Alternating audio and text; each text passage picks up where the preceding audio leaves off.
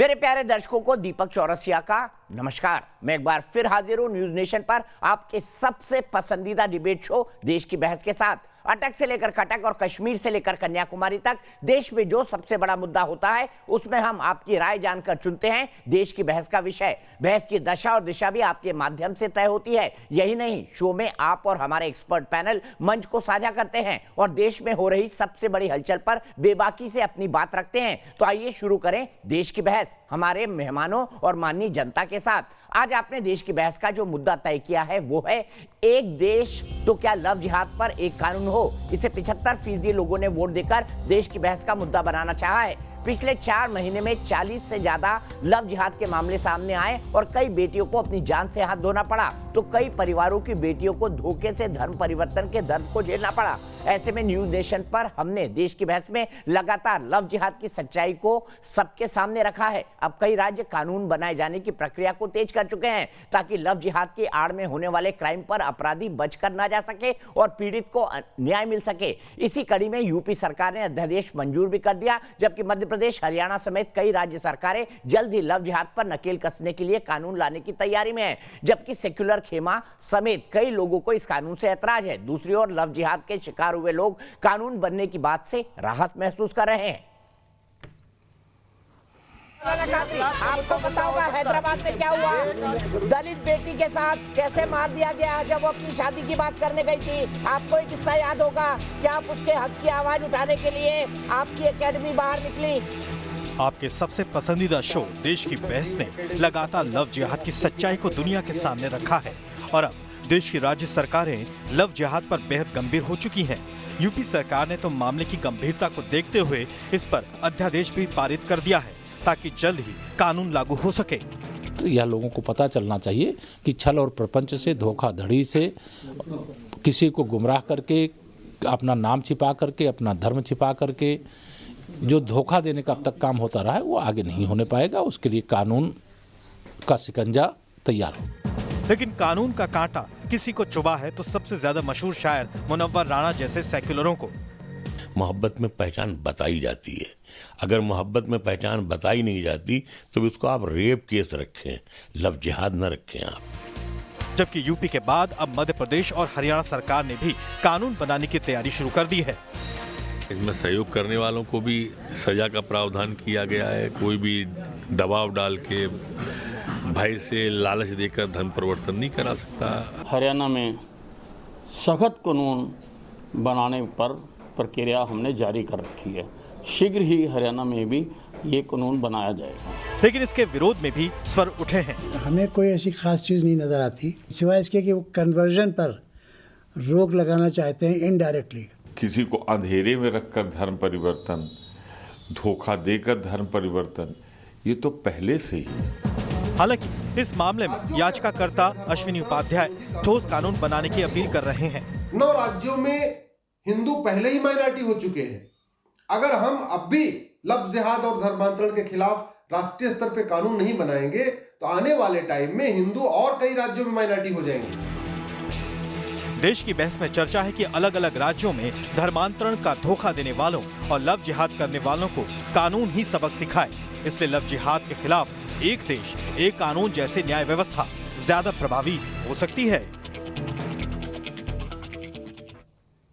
तो देश की बहस में हमारा आज का सवाल इसी से जुड़ा हुआ है, क्या लव जिहाद पर एक समान सख्त कानून बने? आप शो के दौरान इस मुद्दे पर अपनी राय हाँ या ना में न्यूज नेशन की वेबसाइट पर दे सकते हैं। हमारे मोबाइल ऐप जिसे डाउनलोड करना बेहद आसान है उस पर आप जा सकते हैं। हमारे ट्विटर हैंडल @NewsNationTV पर आप जा सकते हैं। हमारे फेसबुक पेज पर भी जा सकते हैं। इस शो के दौरान हम आपका जवाब भी दिखाएंगे। इसके साथ ही कार्यक्रम के दौरान अगर आपकी कोई राय है, आपका कोई सुझाव है, आप कोई कमेंट करना चाहते हैं या आप शो के अंदर शामिल होना चाहते हैं तो एक छोटा सा व्हाट्सएप बनाकर हमें 9711002266 पर भेज दें। आप जानते हैं देश की बहस देश का इकलौता ऐसा बहस का शो है जिसमें दर्शक खुद शामिल होते हैं पैनलिस्ट के तौर पर। और आज मेरे दर्शक शामिल होंगे ब्रिजकेतु मिश्रा सुल्तानपुर से, रितेश ठाकुर पटना से, वरुण मेहता कानपुर से, शगुन अरोड़ा गाजियाबाद से। सबसे पहले मैं अपने पैनल को इंट्रोड्यूस करता हूं। मेरे साथ प्रेम शुक्ला जी जुड़ गए हैं, भारतीय जनता पार्टी के राष्ट्रीय प्रवक्ता हैं, प्रखर पत्रकार रहे हैं।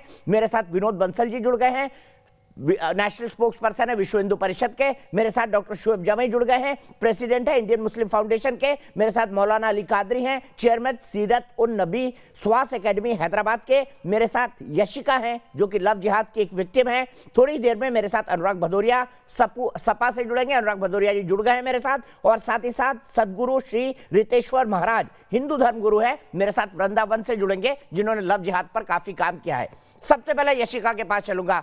मैं आपका ध्यान, सबका खासतौर पर मौलाना कादरी का ध्यान, मेरे भाई डॉक्टर शोएब जमई का ध्यान यशिका की तरफ आकर्षित करना चाहूंगा। मैं चाहता हूं कि यशिका अपनी बात बताएं। यशिका, क्या हुआ आपके साथ, कैसे हुई आपकी शादी और कैसे पहचान छुपाई गई? सर, एक लड़का था, मैं जैसे नर्स हूँ, मेरे मम्मी पापा कोई नहीं है। इस लड़के ने मुझे एक फ्रेंड के थ्रू मिला। इस लड़के ने मुझसे आगे शादी का प्रपोजल रखा। इसने अपना नाम टीटू बताया। अभी बताया? भी टीटू नाम, टीटू बताया कि वो हिंदू है लड़का। मुझे लगा कि लड़का अच्छा है, अगर मुझे शादी के लिए मिल रहा है, मेरे से नाम पूरी छुपाई गई। बाद में मुझे पता चलता है कि लड़का मुसलमान है। लड़के ने मुझसे बहुत, मेरा सारा पैसा तक खा गया। मैंने 1-1 रुपया जोड़ा था, मेरे माँ बाप ना होने के बावजूद भी मैंने 1-1 रुपया जोड़ा। आज मेरे पास कुछ भी नहीं है। आज उसने मुझसे शादी करके, कोर्ट मैरिज करके मुझे रोड पे छोड़ दिया है। आज मुझे समझ में नहीं आता मैं कहाँ जाऊँ। पुलिस इसमें कोई कार्रवाई नहीं कर रही है। मैं थाने के चक्कर काट काट के दुखी हो गई हूँ। कभी कभार से मेरे पास पैसे तक भी नहीं होते हैं कि मैं अपने लिए कुछ कर सकूँ। मैं क्या करूँ, मुझे समझ में नहीं आता मैं कहाँ जाऊँ। मेरे तो कोई घर भी नहीं है, मैंने धर्म और बदल लिया है सर। मेरे से तो कोई और हिंदू भी शादी नहीं करेगा। मैं कहाँ जाऊँ?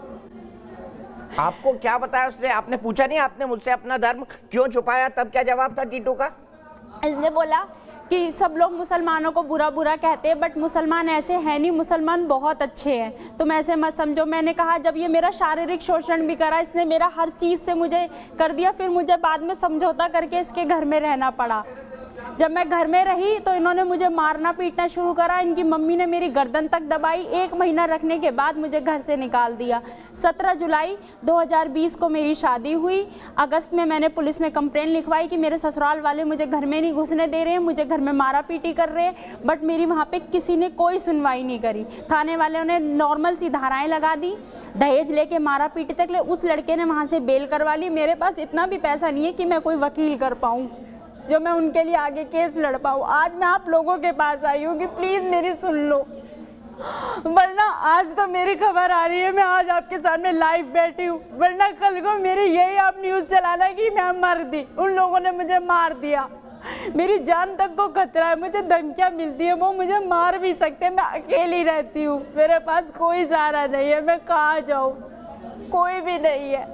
आप ये बताएंगे यशिका, ये टीटू का परिवार करता क्या है, और जब आपसे इन्होंने पैसे मांगे तो आपने क्यों दे दिए? कमाई तो आपकी थी, आपने क्यों दे दिए उनको अपने पूरे पैसे? सर, मेरे पास 1,10,000 का बैंक का स्टेटमेंट नहीं है। कभी इनकी मम्मी कहती थी कि मुझे ज्वेलरी लेनी है, कभी कहती थी शादी से पहले उन्होंने मेरा बैंक नील कर दिया, मुझे सब कुछ बर्बाद करके छोड़ दिया।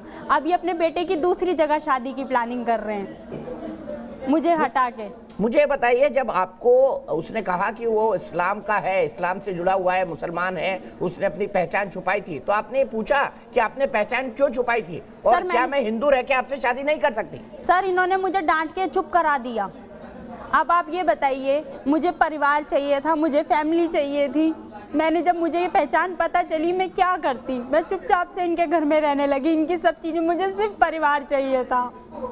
मैंने तो इनका मुसलमान होना भी एक्सेप्ट करा, बाद में मुझे घर से निकाल दिया गया, मारना पीटना, हर रोज़ बदतमीज़ी करनी, मेरा गला तक दबाया। कभी इसकी मम्मी मुझसे दहेज की मांग करती थी कि पैसे लाओ पैसे लाओ पैसे लाओ। मैं कहाँ से लेके आऊँ? मेरे पास अब कुछ नहीं बचा, मेरे अकाउंट में बिल्कुल पैसे नहीं है। मैं अपना अकाउंट स्टेटमेंट दिखाने को रेडी हूँ।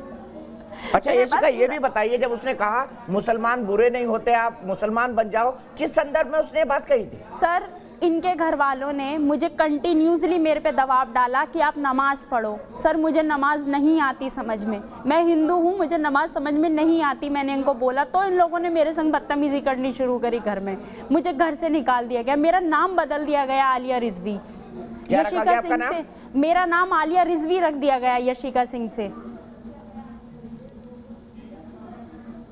मैं समझ सकता हूं आपका दर्द। यशिका, आप 1 मिनट रुकिए और मैं गारंटी लेता हूं कि आज से आपकी जितनी लीगल कंसल्टेशन की फीस लगेगी, वो मैं लड़ूंगा, वो मैं दूंगा, और आपका केस यशिका मैं लड़ूंगा। मेरे पास कुछ भी नहीं है सर, मैं आपका केस लड़ूंगा यशिका, मैं आपका केस लड़ूंगा। अश्विनी उपाध्याय जी भी बैठे हुए हैं, आपको किसी चीज की कोई कमी नहीं होगी। सबसे पहले कादरी साहब, अली कादरी साहब, मैं आपसे जानना चाहता हूं, क्या आप अब भी मानते हैं लव जिहाद नहीं होता है? लव जिहाद होता है, लव जिहाद हर चीज में होता है। लव जिहाद करने के बाद लोग लड़कियों को छोड़ देते हैं, जैसे आज मुझे छोड़ा गया है, मुझे कोई घर नहीं मिला हुआ, आज मैं रोडों की टक्करों में टक्करें खा रही हूँ, मेरा कोई सहारा नहीं है। पुलिस वाले भी बोल देते अब तो तुमने शादी कर ली है, धाराएं नॉर्मल लगेंगी, कुछ नहीं होगा, सालों साल तक केस के चक्कर काटोगी कोर्ट के, कोई सुनवाई नहीं होगी तुम्हारी। ठीक है यशिका, एक मिनट रुकिए। मौलाना अली कादरी, आप बोलते थे ना लव जिहाद के लिए कानून बनाने की कोई जरूरत नहीं है, शायद इसलिए जरूरत है, प्रत्यक्ष को प्रमाण की जरूरत नहीं होती, आप क्या बोलेंगे? आप बोलिए। साहब, अभी भी कानून लव जिहाद पर नहीं बना है, धर्म परिवर्तन पर बना है। आप यूपी का जो अध्यादेश आया है उसको जरा पढ़ लीजिए। तो आपको स्वागत करना चाहिए, फिर स्वागत करिए उसका स्वागत करिए भाई। अगर राहुल रफीक बनकर शादी करेगा, अगर राहुल रफीक बनकर शादी करेगा तो भी जेल में जाएगा, अगर राहुल रॉबर्ट बनकर शादी करेगा तो भी जेल में जाएगा। इससे आपको क्या दिक्कत है बताइए मुझे? आपको इस बेटी के आंसू नहीं दिखाई दे रहे? पता होगा आपकी बेटी थोड़ी हूं मैं, घर से निकली हुई हूं तकलीफ से। आज भी लोग मुझे गालियां देते हैं कि तुमने क्यों करी शादी, अब तुम झेलो। झूठा उसने मुझसे बोला, हर चीज में झूठ उसने मुझसे बोला, सह मैं रही हूँ। मेरी क्या गलती थी कि मैं परिवार चाहती थी, मुझे फैमिली चाहिए थी, मैंने इसमें शादी हुई मेरी, मैं क्या करूँ बताओ? आप लोग क्यों नहीं बन सकता कानून बनना चाहिए। बताइए मौलाना कादरी जी, बताइए आप। अपना सब कुछ छोड़ के, अपना धर्म छोड़ के, अपना नाम बदल के आप लोगों का सामना करती है। आप उसे निकाल के रोड पे छोड़ देते हैं। एक मिनट रुक जाइए, मैं आपके दर्द को समझ रहा हूँ, मैं आपके ही मुद्दे को आगे ले जा रहा हूँ, और पुलिस इस पर ये लव जिहाद वाली धारा लगाए, ये मेरी गारंटी है, मैं आपको ले चलूंगा पुलिस के पास। बोलिए मौलाना अली कादरी। देखिए साहब, अगर कोई नाम छुपाकर धोखा देता है तो कोई मजहब भी उसकी तायद नहीं करेगा, उस बात की इजाजत नहीं मिलेगी। मेरा ये बहन से एक सवाल है कि ये बहन ने अभी कहा, सवाल भी आप बहन से पूछेंगे, टीटू से नहीं पूछेंगे, टीटू से नहीं पूछेंगे, जो टीटू रिजवी टीटू बन के सवाल भी बहन से पूछेंगे।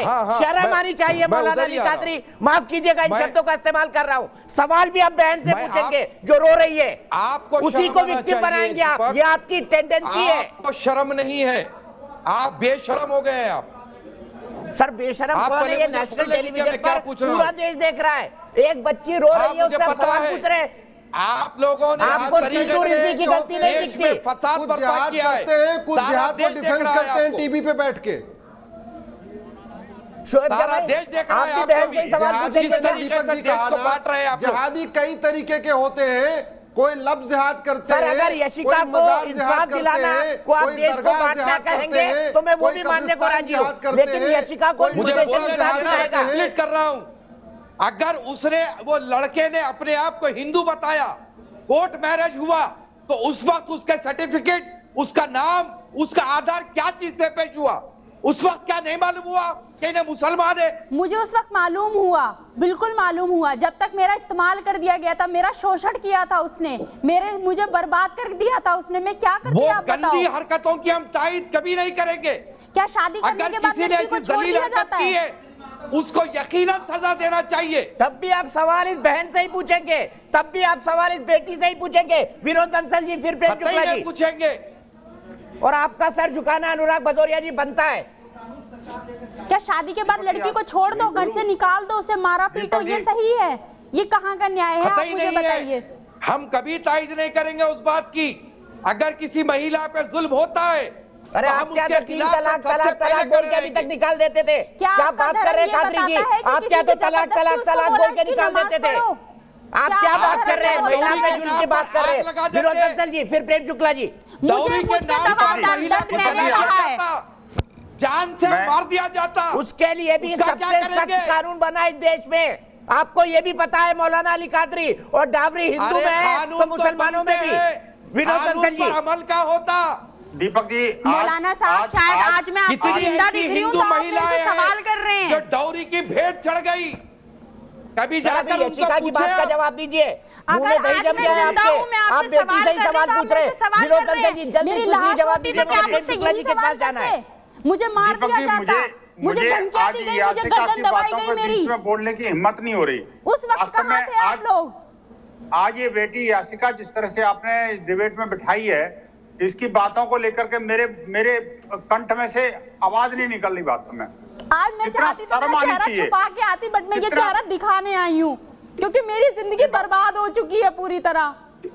आपकी सर को पूरी हमदर्दी है हमारी। मैंने पूरा मौलाना जी प्लीज बीच में मत बोलिए, आपका वक्त नहीं है। आप मैं सीधे प्रेम शुक्ला जी के पास जाऊंगा। प्रेम शुक्ला जी भारतीय जनता पार्टी के राष्ट्रीय प्रवक्ता हैं आप। मैं आप चाहूंगा कि आप व्यक्तिगत तौर पर यशिका के केस में इंटरवीन करें और ये इंश्योर करें कि उत्तर प्रदेश पुलिस, क्योंकि ये ग्रेटर नोएडा में रहती है, सही धाराओं में इनके खिलाफ केस दर्ज करे। अब होता है केस दर्ज।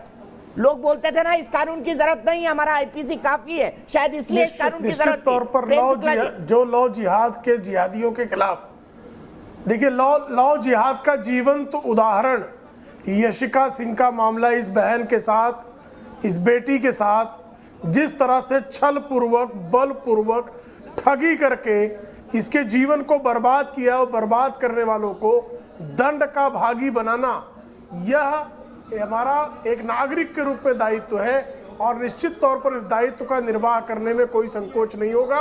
आदरणीय मुख्यमंत्री जी के कार्यालय से संपर्क करके उत्तर प्रदेश के जो कंसर्न अधिकारी हैं उनको तत्काल इस मामले में तत्काल कार्रवाई, एक बहन के साथ, एक बेटी के साथ आप इस तरह करेंगे मुझे डर है कि और वो लोग समाज मुझे जो है मार पूरी तरह से देंगे। मूकदर्शक बन जाएगा, व्यवस्था ठगी सी महसूस करेगी।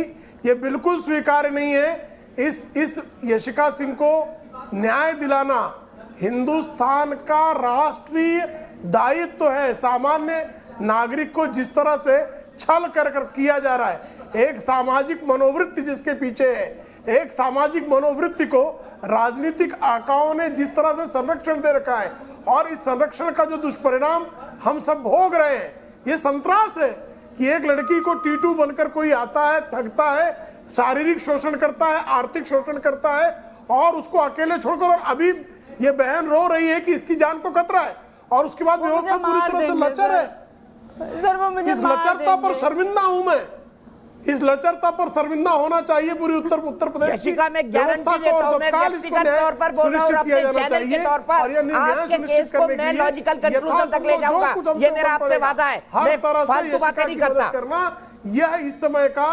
तत्काल, इस समय का धर्म है। ठीक है, मैं सीधे चलता हूं शोएब जमाई के पास। शोएब जमाई जी, लव जिहाद शब्द से आपको भी ऑब्जेक्शन था।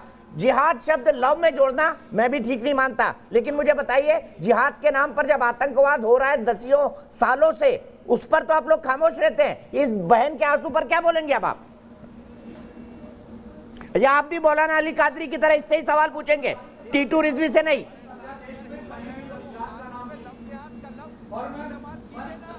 नहीं, आप पहले से फ्री परसेप्शन बना लेते हैं, ये अच्छी बात नहीं है ना। पहले तो मैं अपनी बातें रख दूं, फिर आप परसेप्शन बनाई कि क्या मैं चाहता हूं। देखिए फर्स्ट पॉइंट ये है कि जो बहन कह रही है अभी कि मुझे जान का खतरा है, तो मुझे तो हैरत इस बात का है कि उत्तर प्रदेश की प्रशासन क्या कर रही है। क्या ये उत्तर प्रदेश की प्रशासन और मुख्यमंत्री की लाचारी नहीं है कि वो एक बेटी की सुरक्षा नहीं कर पा रहे? तो सवाल तो सरकार पे उठता है, बेटी पर नहीं उठता है, और ना ही मैं उठाऊंगा। दूसरी बात, पॉइंट नंबर 2 ये है कि इस देश में आप उन्हीं का समर्थन करते हैं। मौलाना अली कादरी पूछ रहे थे, बताइए बताइए आपको पहचान मैं नहीं तो मिली बेटी क्या? के साथ बताइए बताइए आधार कार्ड नहीं देखा क्या? प्यार करने के पहले शोएब जमाई आधार कार्ड देखते हैं क्या? मुझे बताइए ना, प्यार करने से पहले शोएब जमाई किसी का आधार कार्ड देखते हैं? दिल देने से पहले आप आधार कार्ड देखते हैं या पासपोर्ट देखते हैं? आप मौलाना कादरी से सवाल पूछ रहे हैं या शोएब जमाई? शोएब जमाई से पूछ रहा हूँ। दीपक जी, अरे भाई, आप जब शोएब जमाई से सवाल पूछ रहे हैं तो शोएब जमाई मौलाना नहीं है। पहली बात, जन अधिकार पार्टी का राष्ट्रीय प्रवक्ता हूं, सामाजिक और राजनीतिक आदमी हूं, तो आप वैसे ही सवाल पूछिए, मैं डेटा की बुनियाद पर जवाब दूंगा। दाढ़ी रख के और मुझे कटवा के वही बनते हैं आप। 90% लोग मेरे दर्शक मुझे टेक्स्ट करते हैं कि मौलाना शोएब जमाई को मत बुलाया करिए आप। देखिए ये बोलते हैं, मैं हकीकत बता रहा हूँ आपको। मंदिर से लेके तिलक लगाता था, मैं इसकी फोटो दिखा सकती हूँ। दिखाइए तिलक याचिका। वाली फोटो फोटो ये दीजिए, मैं perception दिखाता हूं। change तिलक कीजिए ना। लगाई हुई फोटो ये दीजिए, मैं perception तिलक दिखाता लगाई हूं। हुई फोटो मैं दिखाती हूँ। ठीक है, दिखाइए, आप दिखाइए। शोएब जमाई बोलते रहिए, यशिका के कैमरे को जूम इन करिए, तिलक लगाई हुई फोटो दिखाइए। बोलिए शोएब जमाई। रुकिए, देखिए, पहली बात यह है कि इस देश में एनसीआरबी का इस बार डेटा आया है जो 4,05,000 जो केसेस दर्ज हुए हैं महिलाओं के अपराध के खिलाफ, जिसमें 30% सबसे ज़्यादा डोमेस्टिक वायलेंस का केस है और 8% रेप के केसेस हैं और 20% किडनैपिंग के। तो मैं ये समझता हूँ कि ये एक डोमेस्टिक वायलेंस का केस है। हालांकि रसिका को पता था कि वो लड़का मुसलमान है, उसके आधार कार्ड से उसको पता चल गया था जब रजिस्ट्रेशन। ये डोमेस्टिक वायलेंस का केस है और इसको अपराध की तरह लेना चाहिए। डोमेस्टिक वायलेंस में उनको बंद आधार कीजिए। कार्ड देखने वाले, प्यार में आधार कार्ड देखने वाले देख लीजिए, तिलक लगी हुई फोटो देखेंगे। शोएब जमाई, आपने प्यार किया था, आधार कार्ड देखा था या स्कूल लिविंग सर्टिफिकेट मांगा था? जरा ये भी बता दीजिए, क्या मांगा था ये बता दीजिए आप जरा। नहीं, ये बस शर्म नहीं आती ये आप तो लोगों को। शहनवाज हुसैन साहब और मुख्तार अब्बास नकवी से पूछिए ना। सर, सैफ अली खान की शादी में भी कोई दिक्कत नहीं है करीना पूछिए ना, आप मुझसे क्या और पूछते हैं? गौरी खान की शाहरुख से शादी में कोई दिक्कत नहीं है। दोनों ने एक दूसरे से पहचान नहीं छिपाई। टीटू बन के तिलक लगा के नहीं गया, कलेवा पहन के नहीं गया सैफ अली खान कि मैं हिंदू हूँ, मुझसे शादी कर लो। लड़की को घर से भगा नहीं दी गया, इंटर रिलीजियस मैरिज को ये कानून भी नहीं रोकता है। अभी बहुत अच्छा आप दिखा लोग रहे हैं। झूठ का प्रचार करिए। मैं डेटा के बुनियाद पर कह रहा हूं। उत्तर प्रदेश की सरकार ने ही अभी एक आईजी रेंज, कानपुर के आईजी रेंज मोहित अग्रवाल के नेतृत्व में एक एसआईटी का ये गठन किया था, जिसमें 14 इस तरह के केसेस जिसमें मुसलमान लड़के थे और हिंदू लड़की थी उसकी जांच की। उन्होंने अपनी रिपोर्ट दी और कहा कि कोई साजिश का एंगल नहीं है, किसी फॉरेन फंडिंग का कोई एंगल नहीं है। हाँ, अपराध जो है, एसआईटी कई बनी जगह पे थी, अपराध। ये उसमें उत्तर 14 प्रदेश में की से 11 एसआईटी की सही पाए रिपोर्ट है। गए। इस तुम्हें शर्म एसआईटी नहीं के आती रिपोर्ट राष्ट्रीय के बारे चैनल में पे क्या झूठ बोलते हुए? 14 में से 11 सही पाई गई। शोएब जमाई, आप ये और जहां तक बहन की बात है, राष्ट्रीय प्रवक्ता है, उनसे दुनिया में हर आदमी झूठा है, वो रिपोर्ट भी झूठी है, सिर्फ शोएब जमाई सच्चे हैं जो दाढ़ी रखते हैं और मुझे कटवा के रखते हैं। अभी कानपुर आईजी रेंज की दीपक जी, आपकी डिबेट के बाद दूसरी बात यह है कि कानपुर आईजी रेंज की रिपोर्ट आपको नहीं पता है। एसआईटी की रिपोर्ट में क्या आई है? एसआईटी की रिपोर्ट में कहा गया कि कोई साजिश नहीं है, बाद में खुद नोएडा पुलिस कमिश्नर से बात या करूंगा, फिर कोई फॉरेन फंडिंग नहीं बहन के है। आप खिलाफ इसको साजिश मत कहिए, बल्कि ये अपराध है और अपराध की नजर से देखा जाना चाहिए। ऐसे कई मुस्लिम लड़कियां होगी जो हिंदू घरों में शादी हुई है, वहां पर डोमेस्टिक वायलेंस हो रहा है। ये बातें आप उल्लास के मामले में नहीं कहते हैं। उल्लास की बात बता दीजिए, ये इनके अलग अलग रूप है। बता दीजिए, कोई मैं आपको 100 दे दूंगा। कोई मौलाना काउंसिल बन के, कोई जनरल पार्टी बन के, कोई सूफी काउंसिल बन के, वैशाली की बेटी गुलनाज की मां को बिठा के पैनल में पूछिए कि उसकी बेटी के साथ क्या कर रहे थे। वो हिंदू लड़के उसको शादी का जबरन झांसा दे रहे थे, दबाव बना रहे थे, शादी नहीं की तो पेट्रोल डाल के जला दिया। ये हकीकत है सर। 2050 उसको में क्या यहाँ पे कहेंगे? सेकुलरिज्म खत्म करना, उस केस को क्या कहेंगे? वैशाली वाले केस को यहाँ भारत में शरिया लागू करना, गुलनाज की मां को बिठाएंगे पैनल पे, भारत की सभी बहन बेटियों को बुर्के में कैद करना, ये जवाब भी देंगे। ठीक है, मैं सीधे अरे भैया मैं क्या बता दे रहा हूं, आप लोगों का जितना बहन पर सवाल उठाए जा रहे हैं उस पर आप क्या बोलेंगे? एजेंडे के बारे में फ्रांस जानता है, आपके एजेंडे को चीन भी जानता है, मैं सिर्फ विनोद बंसल के अमेरिका भी जानता है, गुलनाज की मां को पैनल पर बिठा के सवाल पूछिए कि उनकी मां पे क्या गुजरा जब वो राकेश और वो लड़के चंदन ने सर उसमें 4 मुसलमान लड़के भी थे, आप आधे नाम क्यों ले रहे हैं? पूरे बता दीजिए ना विनोद बंसल जी, ये कुछ भी बोलते हैं शोएब जमाई। दीपक जी, आज आपके शो में यासिका का दर्द ऐसा था कि मेरा तो गला रुंध गया। वास्तव में अगर थोड़ा सा भी किसी के अंदर, देश के अंदर सेंसिबिलिटी होगी, थोड़ा सा भी दिमाग होगा, मानवता होगी, अगर कोई पत्थर दिल हो तब तो उसका तो मैं नहीं कह सकता। या जिन्होंने जिहाद की कसम खा रखी हो, तलवार के बल पर पूरे दुनिया को दारुल इस्लाम बनाने की कसम खा रखी हो, उनका तो कोई जवाब नहीं है। लेकिन वास्तव में अगर किसी ने भी आपकी डिबेट जब देखी होगी, जो डिबेट देख रहे हैं आपके करोड़ों दर्शक जो है, वो आंखों में से आंसू आ गए होंगे इस बेटी के दर्द सुन करके। और कम से कम ये जो आपके पैनलिस्ट बैठे हुए हैं, मुझे समझ में नहीं आता किस पत्थर के बने हुए हैं। इनको शर्म आनी चाहिए, इनको डूब के पानी में मर जाना चाहिए, चुल्लू पर पानी में। ये कम से कम अगर इनकी बेटी होती, इनकी सगी बेटी होती, तो इनके साथ क्या होता, क्या बीतता। और मुझे बताइए, ये यासिका के साथ जो छल हुआ, जो कपट हुआ, जो दुराचार हुआ, जो पापाचार हुआ, जो अनाचार हुआ, वो जो कानून के साथ में जो खिलवाड़ किया, आखिरकार मैं चाहता हूं इसका एक डिटेल इन्वेस्टिगेशन हो। और जो पुलिस अधिकारी है जिनके जहां पर इसने मुकदमा दर्ज किया, उन्होंने जो बदमाशी की, उनके खिलाफ भी सख्त कार्रवाई होनी चाहिए। और कार्रवाई और उस इस्लामिक जिहादी और उसके गैंग के साथ भी होनी चाहिए जिन्होंने ऐसी बेटियों का तिलहरण किया और पूरा मरने के लिए छोड़ दिया। मैं कहता हूं इस बेटी को किसी भी तरह से न्याय अविलंब मिलना चाहिए और दिला के रहेंगे हम, लेकिन इस तरह की सारी बेटियों को न्याय मिले, विश्व हिंदू परिषद का ये संकल्प है। और हम देश भर की हर बेटी मैं को सीधे न्याय मिले। विनोद बंसल जी आप भाषण दे रहे हैं, लेकिन पहले आप बोलिए कि आप यशिका के साथ खड़े रहेंगे। उसके पास पैसे नहीं है, कानूनी मामले में मदद करेगी विश्व हिंदू परिषद, वादा करिए। मैं खुद कर रहा हूं, मैं पर्सनली इनके केस को देखूंगा। सर मेरे पास कुछ भी नहीं है, कहने की कोई बात ही नहीं है। जब आपने वादा कर दिया, पूरा समाज इसके साथ खड़ा हुआ है। मेरा अकेला विनोद बंसल विश्व हिंदू परिषद नहीं है इसमें, ऐसी हर बेटी के साथ में हिंदू समाज खड़ा हुआ है। और ऐसी इसका जैसी एक एक बेटी को चुन के लाएंगे और इन इस्लामिक जिहादियों के आतंक से मुक्त करेंगे। सुल्तानपुर से ब्रिज मेरे साथ जुड़े हुए हैं, ब्रिज मिश्रा, मैं चाहता हूं उनके पास चलूं। सुल्तानपुर शुक्ला जी का शहर है, ब्रिज जुड़े हुए हैं क्या? आज मैं आप सब लोगों के ब्रिज के पास चलता हूं। यशिका एक मिनट रुकिए, ब्रिज के पास मैं चल रहा हूं। ब्रिज बताइए, आपने यशिका के दर्द को देखा, क्या कहेंगे इस दर्द को देख के? क्या आप भी मानते हैं कानून बनाकर दूरियां पैदा की जा रही है समाज में?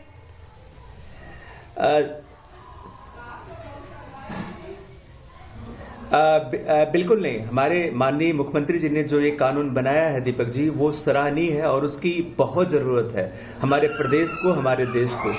एक गैर मुस्लिम जो औरतें हैं, इनको मुस्लिम पुरुषों के द्वारा षड्यंत्र किया जाता है, उनका शोषण किया जाता है और इस तरह के अध्यादेश की बहुत सख्त जरूरत है, न कि हमारे प्रदेश में बल्कि पूरे हिंदुस्तान में इसकी जरूरत है। ठीक है, मैं सीधे चलता हूं। बहुत बहुत शुक्रिया, आपके पास परेशान है। मैं सीधे चलता हूं इसी सवाल को आगे बढ़ाने के लिए। मेरे साथ कानपुर की एक पीड़िता भी जुड़ गई है। यशिका की तरह मैं उनका सार्वजनिक नाम नहीं ले सकता क्योंकि उसमें कुछ लीगल दिक्कतें हैं, शायद वो नाबालिग है। मैं सीधे चलता हूं उनके पास। बताइए कानपुर में क्या हुआ था? और लोग कह रहे हैं कि कानपुर में तो ऐसी कोई घटनाएं हुई नहीं, और अगर हुई तो षड्यंत्र नहीं था इनके पीछे। क्या आपको नहीं पता एक ही मोहल्ले में ये सब हुआ? बताइए, आप खुल के बताइए आज बहन।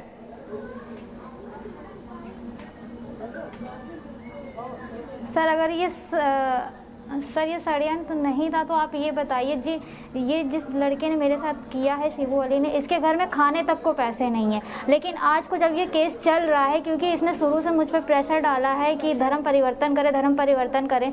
शुरू तो मैं इसकी बातों में मतलब मेंटली तौर पर मैं प्रिपेयर नहीं थी, इसकी बातों में आ गई और इसने मुझे कैद करके रखा था। तब तो मैंने इसकी बातें मान ली। जब मैं इसकी कैद से छोड़कर अपने घर आई हूँ, तब भी ये मुझ पर प्रेशर डालता रहा। जब मैंने इसकी बात नहीं मानी है, तब इसने लास्ट में मुझे 14 अगस्त को बुलाकर चाकुओं से कई बार कि मुझे मारने की कोशिश की है। वो तो कहिए कि भगवान का शुक्र मैं आज यहाँ बैठकर अपनी आप बीती सुना रही हूँ, नहीं तो मेरा भी उन्हीं लड़कियों में नाम शामिल होता जो लड़कियाँ मर चुकी हैं। और फिर मैं अपनी आप बीती कैसे बताती यहाँ पर। और ये सोचिए कि उस लड़के के घर में खाने पीने का ठिकाना नहीं, 4 बर्तन नहीं है। और आज को मतलब वो लड़का, जब मैं उसके साथ गई थी, सब मेरे ही जेवर बेचकर सारा खर्चा चलता था, मैं ही कमाती थी, तब वो खाना पीना होता था। आज को वो लड़का इतना महंगा वकील उसके घर वाले कर रहे हैं उस लड़के के लिए कि उस वकील की एक हेयरिंग की 10-10 हज़ार फीस है। कहाँ से ये पैसा आ रहा, कहाँ से उसको सपोर्ट मिल रहा? और उस लड़के का कहना भी था कि मैं कुछ भी कर दूँ, मैं तुम्हें मार के फेंक भी दूँ तो मेरा कुछ नहीं होगा, मेरे पीछे बहुत अच्छे बड़े बड़े लोगों का हाथ है। तो कहाँ से ये हिम्मत मिलती है? आप क्या कहेंगे इस चीज़ को? शोएब भाई, आप कानपुर की बात कर रहे थे, जवाब दे दीजिए। शिबू अली 10,000 की हियरिंग का रोज का वकील, उसके बाद अश्विनी भाई जवाब दे दीजिए। प्रत्यक्ष को प्रमाण की जरूरत नहीं होती। शोएब भाई जवाब दीजिए। 10,000 का वकील रोज खड़ा हो जाता है हर हियरिंग के लिए, जिसके घर खाने के पैसे नहीं, जो इसकी तनख्वाह में घर चलाते थे। कहाँ से आता है ये पैसा? कहाँ से आती है फंडिंग? मैं तो आप और सीबी ये सीबी वाली सचिन क्यों मना?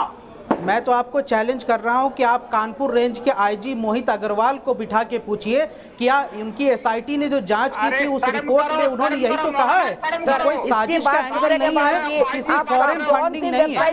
लेकिन जो 14 केसेस उन्होंने जांच किए उसमें कई जगह नाबालिग लड़कियां थी जिसके ऊपर केस दर्ज किया गया है।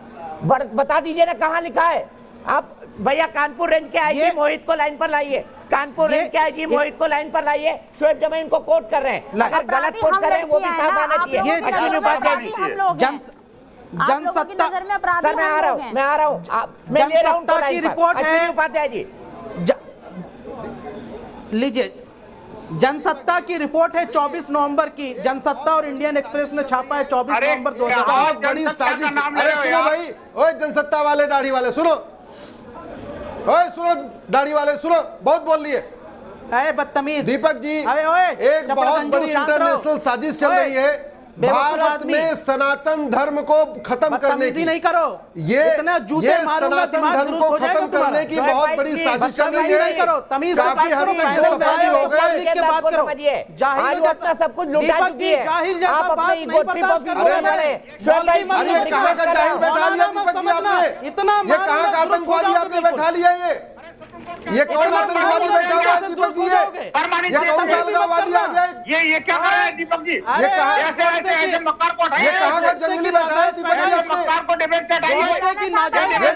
अलगाववादी है, कहां से अलगाववादी है? नाजायज पैदाइश औकात में रहना। ये देखिए जरा इस आतंकवादी को हटाइए दीपक जी, पैदाइश औकात में हटाइए इस आतंकवादी को। जब तक आप माफी अरे इस आतंकवादी को हटाइए, माफ कीजिएगा। इस अलगाववादी को हटाइए तुरंत। ये कमाल की बात है, नालायक खबीस कमीना तुम्हारी तरह भाई आप तभी बोलेंगे,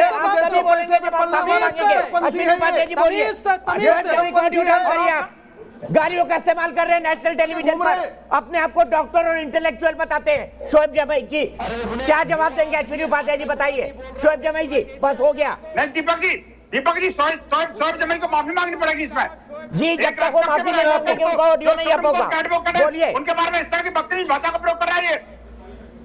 हमें नहीं लेना ऐसे बदतमीज लोगों को बढ़ाओगे तो हम ठीक है। मैंने क्या डाउन कर दिया, मैं सीधे चल रहा हूँ अश्विनी उपाध्याय जी के बाद। अश्विनी जी क्या है ये?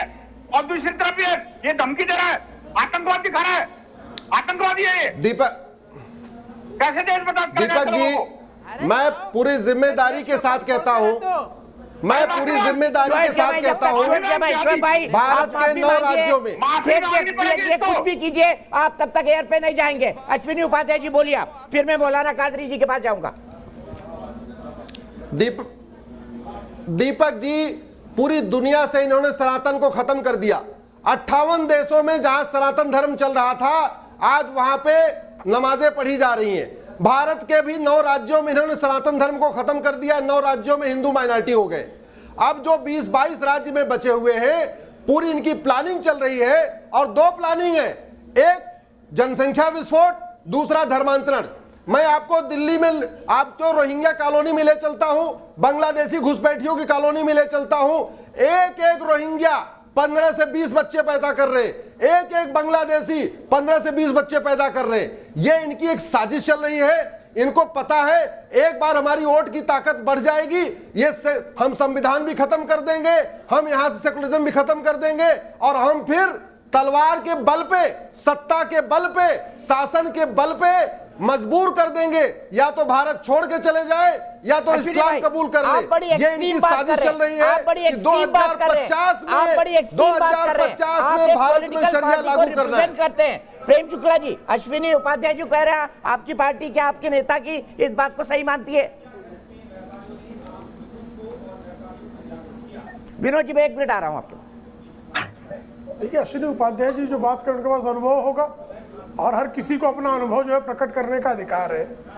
सबसे बड़ा संकट है कि देखिए जो मोहल्ले के सहयोग से जन्मी संतानें हैं उनकी भाषा इतनी बुरी होती है, इतनी अभद्र होती है और उस भाषा का दुष्परिणाम टेलीविजन को झेलना पड़ता है। जिस तरह का भाषा का प्रयोग कुछ देर पहले हुआ, ये क्या बताता? लव जिहाद के आपने 2 जीवंत किस्से रख दिए। एक जीवंत दो एक यशिका सिंह और दूसरी जो अनाम हमारी बहन बैठी हुई हैं, इन दोनों ने जब अपनी पीड़ा व्यक्त की तो उस पीड़ा पर संवेदना व्यक्त करने की बजाय जिस तरह से अभद्र अमर्यादित अपशब्दों का खुल्लम-खुल्ला प्रयोग हुआ। अब अश्विनी उपाध्याय जी को जूता मारने की औकात शोएब जमई में है क्या? डॉक्टर शोएब जमई की औकात है क्या कि अश्विनी उपाध्याय को जूता मार लेंगे? लेकिन टेलीविजन पर आपने मंच दे दिया है तो जूता मारने की बात कर रहे हैं। अगर हम लोग भी अगर अपनी शक्ति पर आमादा हो जाएं तो पिस्सुओं की तरह लोगों को जो है निपटाया जा सकता है, लेकिन नहीं। हम लोकतंत्र में विश्वास करने वाले लोग हैं, संविधान में विश्वास करने वाले लोग हैं, सभ्य समाज में विश्वास करने वाले लोग हैं, सभ्य विमर्श में विश्वास करने वाले लोग हैं। उन्होंने मोहित अग्रवाल को कोट किया, आपने कहा कि मैं मोहित अग्रवाल को फोन लगा देता हूं, कैसे भाग खड़े हुए। यानी इनके पास लॉ जिहाद पर आप सीधे जीवंत मामले पेश कर रहे हैं, उसके बाद भी इनका इंकार और अपशब्द और गालियां और अभद्रता। अगर इसको ये अपनी सामाजिक शक्ति समझ रहे हैं तो इस सामाजिक शक्ति को समझने से इनको बचना होगा। नहीं बचेंगे तो समाज सामने से भी जागृत है, उसकी प्रतिक्रिया होगी, और प्रतिक्रिया होगी तो निर्दोष बेचारे उसमें पिसते हैं। तो ये लोग जो हैं जिस तरह से सामाजिक टकराव, सामाजिक वैषम्य, सामाजिक जो है संकट पैदा कर रहे हैं। अब महिलाओं को कोई अधिकार ही नहीं होना चाहिए। यशिका सिंह को न्याय पाने का अधिकार क्यों नहीं होना चाहिए? और कोई अगर उसके साथ छल करता है तो उसके चूंकि इनके संप्रदाय का है, चूंकि इनके संप्रदाय का है, इसलिए मजहब के आधार पर ये अपराधी के साथ खड़े हो जाएंगे, ये आतंकवादी के साथ खड़े हो जाएंगे, ये ठग के साथ खड़े हो जाएंगे।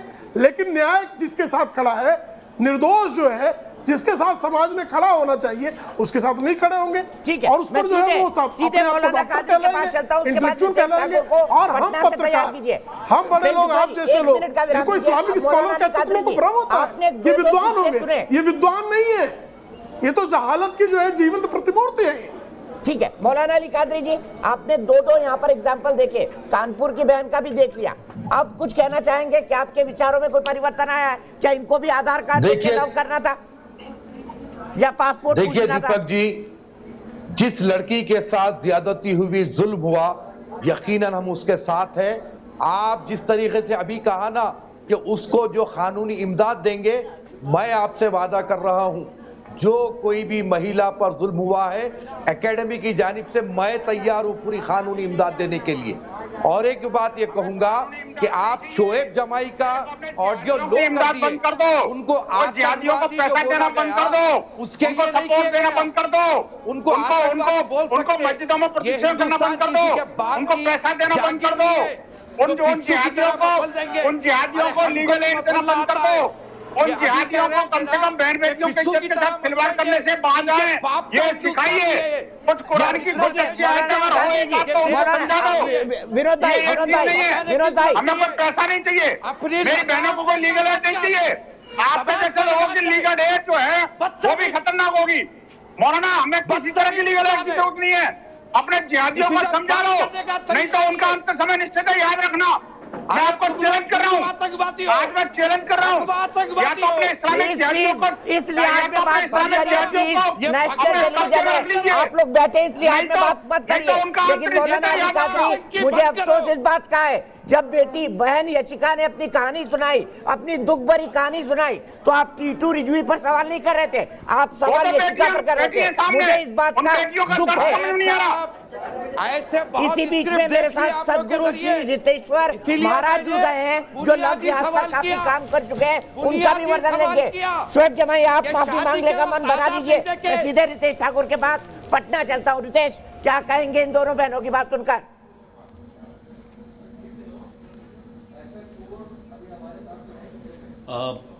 दीपक, बहुत ही ज़्यादा दुख हो रहा है मुझे ऐसी घटनाओं के बारे में जानकर, और ये किसी भी तरफ से हो, इसे माफ़ नहीं किया जाना चाहिए। कानून बननी चाहिए इस पे, ऐसी चीज़ों पे। अगर आपको जबरन धर्म परिवर्तन कराने की सोच रखता है कोई, तो उसको सज़ा मिलनी चाहिए। और जिस तरह से स्टूडियो में बहस चल रही है, अभी मैं देख भी रहा हूँ, बहुत अफसोस होता है कि इस तरह बहस इस तरफ नहीं मुड़ना चाहिए, गाली गलौज तक नहीं जानी चाहिए। बहुत सीरियस मैटर आपने उठाया है आज, और किसी भी धर्म का कोई भी रहे, चाहे वो कोई मोहम्मद हाफिज टिंकू बन जाए, या टिंकू कोई है जो मोहम्मद हाफिज बन जाए या रॉबर्ट बन जाए, जैसा कि आपने शुरुआत में कहा, किसी को भी माफ़ी नहीं मिलनी चाहिए। और ये सीरियस इशू है, इस पे सबको गहनता से सोचने की जरूरत है। समाज बड़ी विचित्र जगह पे पहुंच चुका है, जहां एक मैं रितेश, मैं भी यही बोल रहा हूँ कि मजहब के आधार पर डिफेंड मत करिए, किसी और को आपत्ति नहीं है। निगत भी मेरे साथ जुड़ गई है, महाराज जी भी मेरे साथ जुड़ गए हैं। मैं फिर एक बार से बहन के पास चलूंगा, कानपुर वाली के पास। भाई अभी ये कहा गया कि कोई साजिश नहीं है कानपुर में, कानपुर के ऐसे मामले एक के बाद एक क्यों सामने आ रहे हैं? आप क्या कह पाएंगे इसके बारे में, बताइए बहन।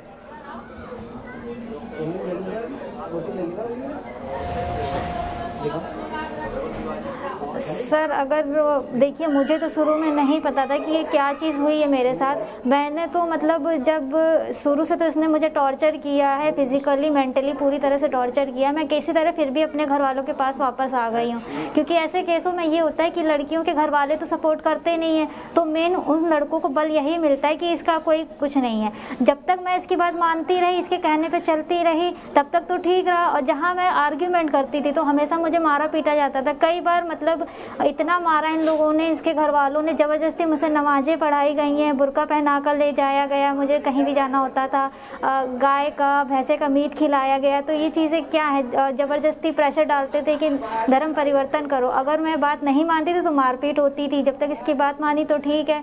जब मैं अपने घर आ गई तो बातचीत के बहाने इसने बुलाया, तब भी ये यही कहता रहा कि धर्म परिवर्तन करके मेरे साथ रहो।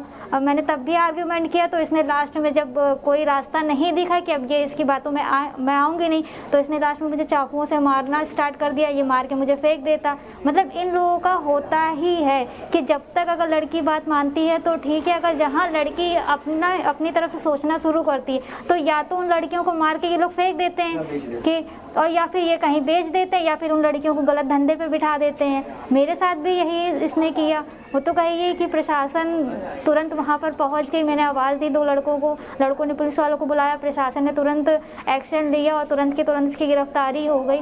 और अभी भी देखिए कि उस लड़के के लिए इतने महंगे महंगे वकील आ रहे हैं। आप उनके घर चले जाइए, आप उनके घर की हालत देख लीजिए, 2 बर्तन नहीं ढंग के इनके घर में निकलेंगे। और आप बता रहे साजिश कहाँ से? मतलब अब वो तो मुझे जब वकील साहब ने बताया है कि बेटा तुम्हारे साथ ये चीज़ हुई है, तुम इस चीज़ का शिकार हो, तो मुझे तो ये भी नहीं पता था कि मतलब ये लव जिहाद क्या होता है। मुझे तो कुछ नहीं पता। तो मुझे आप लोगों के ज़रिए से मुझे पता पड़ रहा है कि मैं किस चीज़ का शिकार हुई हूँ।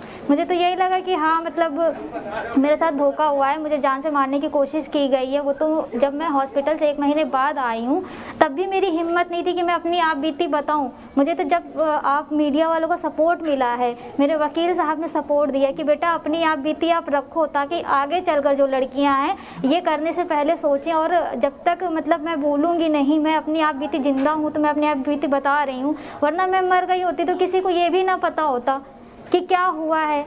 तब तो मतलब जो वो लड़का कह रहा होता वही बातें मानी जाती। अब मैं तो बता रही हूँ ना अपनी आप बीती की क्या चीजें हुई हैं मेरे साथ, कैसे मुझे रखा गया है। बहन, आपके तो वकील भी साथ बैठे हुए हैं, और मान लीजिए सबने सपोर्ट किया, मीडिया ने सपोर्ट किया है। जानना चाहूंगा, लेकिन शोएब जमाई, सबसे पहले आप माफी मांगेंगे, आप हाथ उठा रहे हैं, अपने शब्दों के लिए खेद प्रकट करेंगे। आप किसी चैनल पर ये नहीं बोल सकते मैं तेरे को जूता मारूंगा, ये शब्दों को मैं नहीं अलाउ कर सकता। शोएब जमाई, आप खेद जता दीजिए, आप अपनी बात कह सकते हैं। चेहरा इन्होंने प्रकट कर दिया। ठीक है, अगर मेरे शब्दों से कुछ आपको लगा आपत्ति तो मैं उस पर खेद जताता हूँ। मुझे ऐसा नहीं कहना चाहिए था, लेकिन अश्वनी उपाध्याय जी ने बहुत गलत तरीके से मुझे संबोधित किया, जिसका मुझे बुरा लगा, क्योंकि वो पहले से एक आदत बनी है कि कोई मौलवी है, कोई मुसलमान है तो आप बदतमीजी से बात करेंगे। ऐसा नहीं है सर, हम लोग राजनीति में हैं, आप पैनल में हैं, मैं आपकी इज्जत करता हूँ, आप हमारी इज्जत कीजिए। सबकी गरिमा है ना, सबका सेल्फ रिस्पेक्ट है। You can not hurt my sentiment, you can not hurt my self respect. उसकी इज्जत उतारोगे आप? अरे पीड़ित लड़की की इज्जत उतारोगे आप?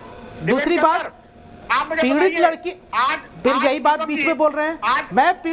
मैंने तो पीड़ित लड़की से कभी सवाल नहीं पूछा, मैं तो पीड़ित लड़की से सवाल नहीं पूछा। हमने कहा हम उनके साथ हैं, वो अपराध हुआ है, अपराधियों को सजा दीजिए।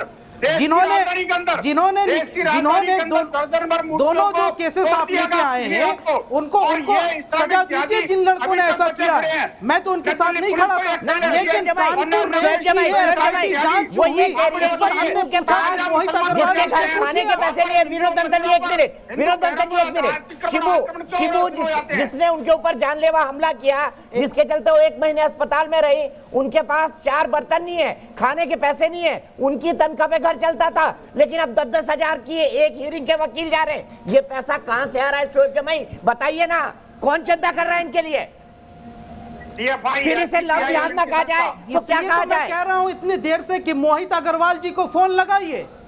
कानपुर रेंज के आईजी है मोहित अग्रवाल, उसके जरिए से ये खबर जनसत्ता ने 24 नवंबर को दी है। करवा के सुनवाऊंगा आपको, और अगर उन्होंने ये कहा है तो फिर मैं पूछ लूंगा कि बच्ची के साथ क्या, मैं तो चैलेंज कर रहा हूं। इसी को बोलते हैं वही सब कुछ बताएंगे, इसी को बोलते हैं चोरी और सीना अरे वही सब कुछ बताएंगे कि साजिश है या नहीं है, तो भी आप साथ में खड़े होंगे। प्रत्यक्ष को प्रमाण की जरूरत क्या? और सीना जो मैं इतनी देर से कह रहा हूं कि कानपुर रेंज के आईजी को बुलाइए आप। निगत ये, लेकिन आप भाग जाते हैं बार-बार। कब छूटेगी इन लोगों की, मुझे इतना बता दीजिए बस। एक कोई बयान लेकर बैठे हुए हैं, एक बहन से सवाल पूछ रहे हैं मौलाना जी, बोल रहे हैं कि अच्छा आप ये जवाब दीजिए, आधार कार्ड देखा नहीं देखा? मुझे बताइए, प्यार करने से पहले कोई आधार कार्ड और ड्राइविंग लाइसेंस मांगता है क्या? शायद मौलाना जी मांगते हो, शायद शोएब जमाई मांगते हो, और पहले पुलिस वालों के पास जाते हो, मैं प्यार कर रहा हूँ, शायद वो मांगते हो, जैसे दीपक जी। बिल्कुल दीपक जी, असल में क्या है ना, कहा जाता है ना कि जगाया तो नींद से उसे जाता है जो सो रहा हो, किंतु अगर कोई सोने का नाटक कर रहा है तो उसे नींद से कैसे जगाया जाता है ये आप और हम कभी जान ही नहीं पाएंगे। असल में शोएब जमाई हो या बाकी पैनलिस्ट हो, इन्हें इस बात की जानकारी होनी चाहिए कि इस कानून में किसी भी धर्म, जाति या समाज का तो जिक्र है ही नहीं। ये तो व्यवस्थित रूप से जो संगठित क्राइम करते हैं, जो अपराध करते हैं, उनके खिलाफ ये कानून है। और मैं जानना चाहती हूँ कि आप लोग कब तक इसको डिनाई में रहेंगे, कब तक आप लोग इसको एकदम नजरअंदाज करते रहेंगे? इतनी बच्चियों की हत्या कर दी गई, खुलेआम सर में गोली मार दी गई निकिता की, चाहे और बेटियों का जबरदस्ती धर्म परिवर्तन कराकर उन्हें आईएसआईएस में शामिल कर दिया गया हो, या आज हमारे सामने लाइव 2 एग्जांपल, 2 बेटियां बैठी हुई हैं, पीड़िता बैठी हुई हैं, जिनके साथ इस तरह के गंदे और घिनौने काम करे गए कि उनसे झूठ बुलवाकर जबरदस्ती उनके साथ शादी करी गई और जबरदस्ती उनका धर्म परिवर्तन करने की कोशिश करी गई।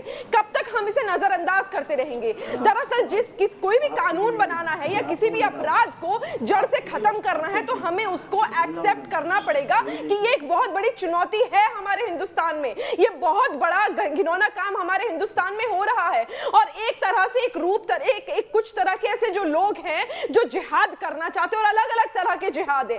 ये कोई एक तरीके का जिहाद नहीं है, जिहाद वो है जो मल्टीपल तरीके से करा जाता है, चाहे वो आतंकवादी के रूप में आकर करा जाए, चाहे किसी बच्ची को लव यानी प्यार का झांसा देकर करा जाए। मैं जानना चाहती हूँ कि जब स्पेशल मैरिज एक्ट है, जब संविधान आपको इस चीज की इजाजत देता है कि बिना धर्म परिवर्तन करे आप इंटरफेथ इंटर रिलीजन मैरिज कर सकते हैं, तो आपको धर्म परिवर्तन क्यों करना है? और आज जब हम इस जिहाद की बात कर रहे हैं तो दर्द सिर्फ उन्हीं लोगों के होता है, और आज वही लोग छाती पीट रहे हैं जो सीए के खिलाफ प्रदर्शन कर रहे थे, जो ट्रिपल तलाक के खिलाफ प्रदर्शन कर रहे थे। जिस प्रकार सीए के खिलाफ प्रदर्शनकारियों को आज तक उस 2 पन्ने के कानून में एक पंक्ति ऐसी नहीं मिली जिसमें लिखा हो कि हिंदुस्तानी मुसलमान को हिंदुस्तान से निकाल दिया जाएगा, उसी प्रकार इस कानून में इन्हें ना ही लव जिहाद जैसा लफ्ज मिलेगा और ना ही कोई ऐसा शब्द मिलेगा जिसमें लिखा होगा कि मुसलमानों के खिलाफ ये कानून है। अगर किसी हिंदू ने भी जबरदस्ती किसी का धर्म परिवर्तन कराया है तो आज भी उसके खिलाफ कार्रवाई होगी। और सबसे महत्वपूर्ण बात, मैं दीपक जी आखिरी 10 सेकंड लूंगी कि मैं मुसलमान हूं, बड़ी जिम्मेदारी के साथ कहती हूँ कि कल अगर मैं हिंदू बनना चाहती हूँ तो मेरे ऊपर कोई कानूनी कार्रवाई नहीं होगी, या फिर कोई भी हिंदू पैनलिस्ट अपनी मर्जी से मुसलमान बनना चाहता है तो उसके खिलाफ कार्रवाई नहीं होगी। जबरदस्ती अगर आप धर्म परिवर्तन करा है तो किसी भी व्यक्ति के खिलाफ कार्रवाई होनी चाहिए। जिन लोगों को आपत्ति है उनके दिमाग में जरूर कोई ना कोई षड्यंत्र है। ठीक है, मैं ब्रेक के लिए रुक रहा हूं, ब्रेक के बाद रिद्धेश्वर महाराज जी से बात की शुरुआत करूंगा। ब्रेक।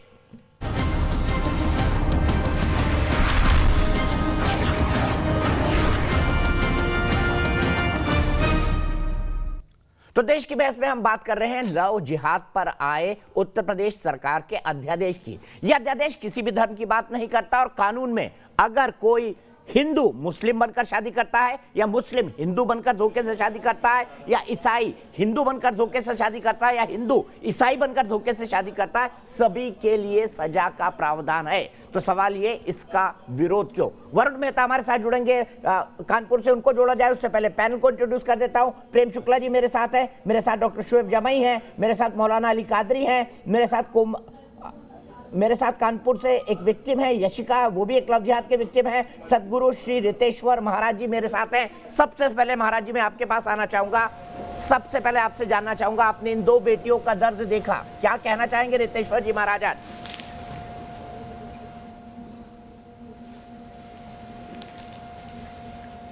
दीपक जी, सर्वप्रथम आपको और आपके चैनल को धन्यवाद दूंगा कि आज आपने यहाँ पर हाथ कंगन तो आरसी किया, आपने दो पीड़ितों को सामने लाकर, हमारी बेटियों को लाकर बिठाया है और अपने दर्द का उन्होंने बयान दिया है।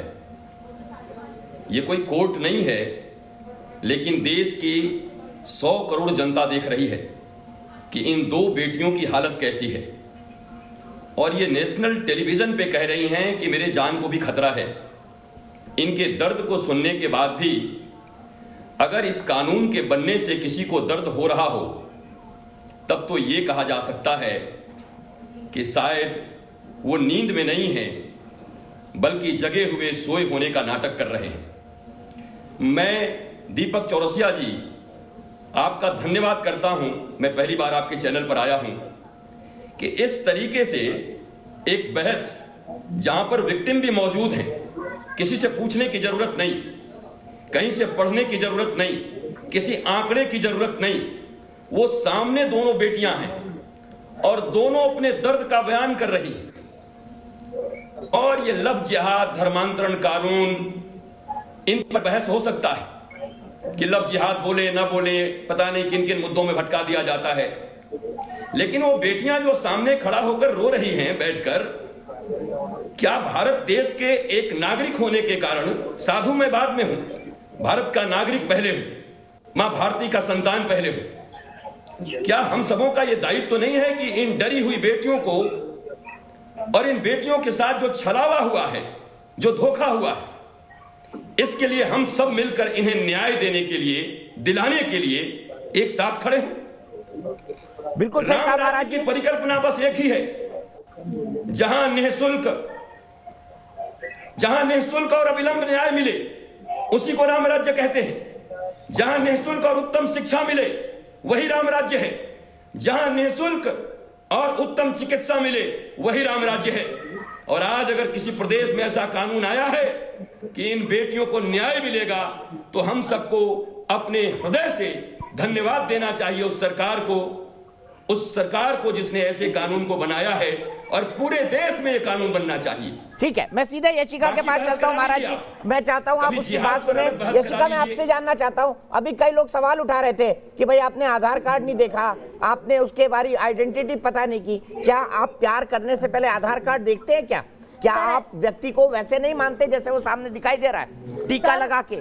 सर, उसने मुझे ऐसा शो ऑफ किया कि वो हिंदू है, इस बात का प्रूफ है मेरे पास। आप ममूरा के स्थित नोएडा में आप जाके पता कर सकते हैं, उसको आधे से ज़्यादा लोग हिंदू के नाम से जानते हैं, टीटू के नाम से। इस बात का प्रूफ है मेरे पास। उसकी भाई, उसकी माँ ने, उसकी बहन ने सबके संग मेरे संग ढोंग किया। उसकी बहन मेरे संग आए दिन घूमती थी, फिरती थी।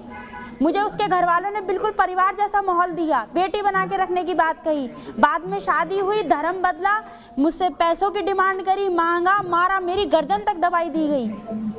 ये निजी पुलिस अधिकारियों ने इस जांच में पाया भी गया है कि हाँ, मेरी गर्दन दबाई गई है, उन्होंने दिया भी है। बट मामूली सी धाराएं लगा के लड़के ने बाहर से जमानत ले ली FIR में, और मेरा केस वही का दबा हुआ है। लड़का एक बार भी अरेस्टिंग नहीं हुई, लड़के का कुछ नहीं हुआ। ठीक है, मैं सीधे अली कादरी जी से चलता हूँ। अली कादरी जी, मौलाना साहब, अभी भी आप यशिका बिटिया से सवाल पूछना चाहेंगे जो आप पहले पूछ रहे थे? क्या आपको नहीं लगता गलत को सबको गलत कहना चाहिए? आप जर्नलिस्ट अपना काम कर रहे हैं, अच्छा है, कीजिए। मैंने उनसे सवाल सिर्फ इसलिए किया कि कोर्ट मैरिज जब हुई तो उस वक्त तो आपको ये पता चल गया था कि वो मुसलमान है, मैंने ये बारे में सवाल किया था। मतलब वो भाग जाती, वो कोर्ट मैरिज से कोर्ट से भाग जाती। अभी अभी मालूम पड़ा जिस लड़के से मैं प्यार करती हूँ वो मुसलमान है, वो मुसलमान मिल गया। मैं बहुत सर सुन लिए, उसने मेरा शारीरिक शोषण किया, मैं क्या करती आप बताइए। अगर मुझे पता चल गया कि वो मुसलमान है, मैं आपकी बात को मानती हूँ मौलाना साहब, अगर वो मैं मानती हूँ कि अगर मुझे पता चल गया है कि वो मुस्लिम है तो मैं क्या करती? क्या मेरे शरीर की कोई कीमत नहीं है? मैं क्या करती आप बताओ। मैंने उससे शादी करी, मुझे उसका भरोसा दिलाया उसने मुझे कि मैं भले ही मुसलमान हूँ बट मैं गलत नहीं हूँ। मैं आज भी सारे मुसलमानों को गलत नहीं मानती हूँ। मैं उस शख्स के लिए लड़ रही हूँ जो ये लव जिहाद फैलाते हैं, मैं उनके लिए लड़ रही हूँ। आज मैं अपना चेहरा लोगों के सामने दिखाने आई हूँ, जबकि मेरे आगे पीछे कोई नहीं है। मुझे डर भी है कि वो लोग मुझे मार सकते हैं, बट मैं खड़ी हूँ। क्यों? क्योंकि मैं न्याय चाहती हूँ।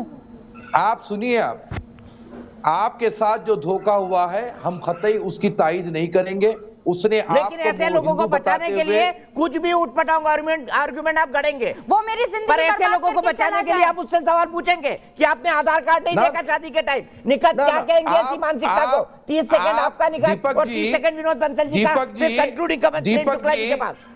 ऐसे दिख रहा है कि आप नागपुर में ट्रेनिंग लेकर आए हैं। आप सर मैं तो सेंधवा नाम के छोटे से गांव से आया हूँ और नागपुर जिंदगी में गया था जब मैं 35 साल का हो गया था। पड़ रहा है जो एक नेशनल टेलीविजन पे बोलने के लिए बहुत बूता चाहिए।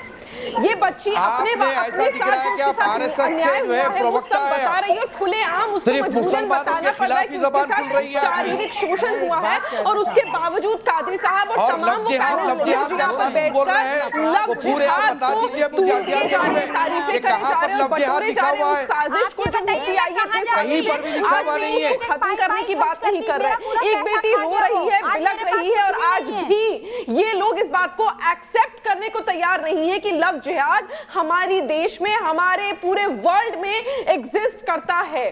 कब तक आपको ऐसी बेटियां चाहिए जो आकर अपने बारे में आपको सच बताएं और अपने बारे में जो उनके साथ बुरा हुआ है वो बताएं। मेरे को शर्म आ रही है ये सुनते हुए। मैं सीधे चलता हूं पीड़िता के वकील के पास कानपुर में, लेकिन अभी मौलाना साहब मैं ये भी आपको बता दूं, मैं नागपुर गया हूं तो मैं बगदाद भी गया हूं, मैं नागपुर गया हूं तो तेल अवीव भी गया हूं, मैं फिलिस्तीन भी गया हूं, वेस्ट बैंक भी गया हूं, गाजा भी गया हूँ, यमन भी गया हूँ, करबला भी गया हूँ। और बताओ आपको, आप सब मुझे सिर्फ ये बता दो कि आप लोगों को पेंट करना जानते हैं लेकिन मजहब के नाम पर किसी भी गलत के साथ खड़े हो जाते हैं। मुझे यही दिक्कत है आप लोगों से। वकील साहब मैं आपसे जानना चाहूंगा क्यों कानपुर में इतने सारे केसेस आए और जब आप सब वकील बात करते हैं तो क्या निकल कर सामने आता है?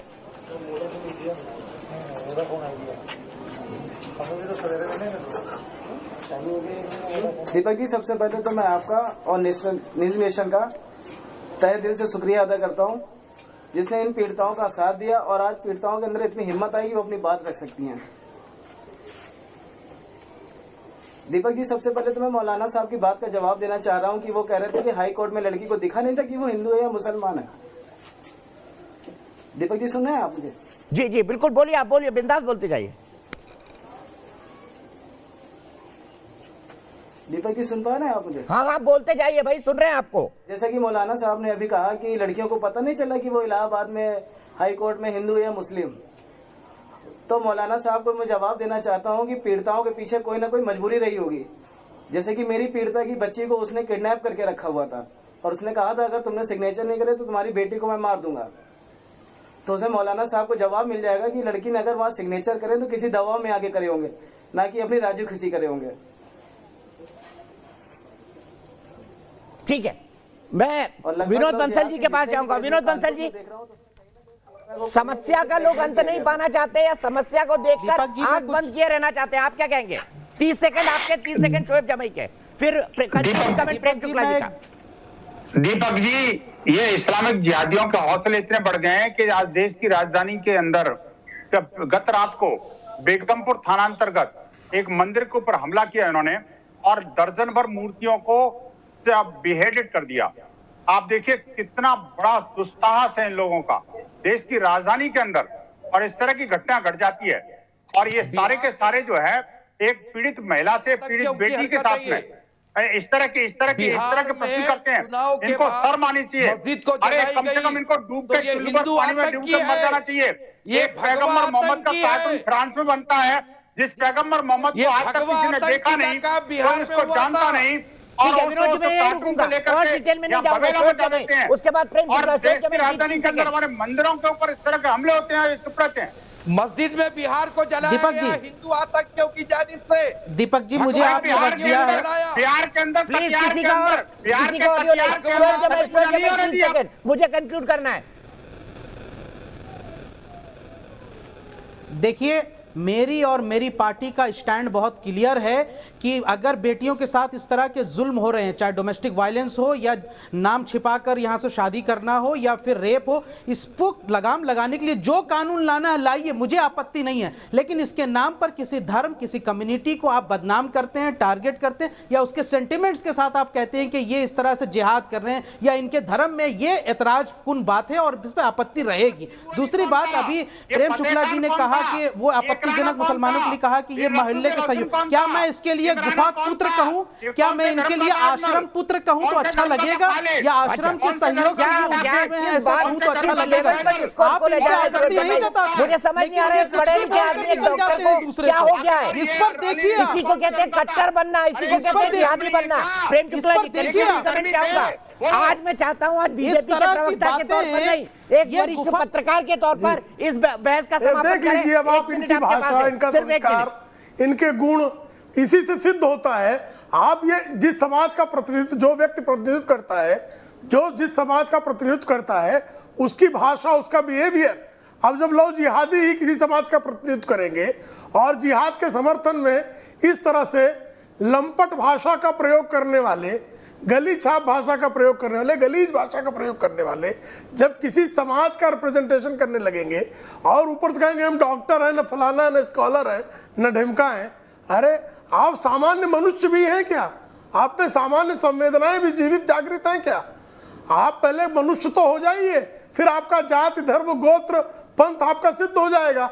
लेकिन आप में मनुष्यता के जो मूलभूत लक्षण हैं वो भी लगातार गायब पाए जा रहे हैं, और जिसमें से भी ये लक्षण गायब पाया जाएगा वो किसी भी सभ्य समाज में रहने का पात्र नहीं है, बल्कि वो सुधारगृह भेजना चाहिए, उसको सुधारना चाहिए। यही व्यवस्था है, न्यायोचित, वैज्ञानिक और पंथ निरपेक्ष व्यवस्था यही है कि जिस किसी में इस तरह के आपराधिक विचार या कृत्य पाए जाए वो दंडित किया जाए।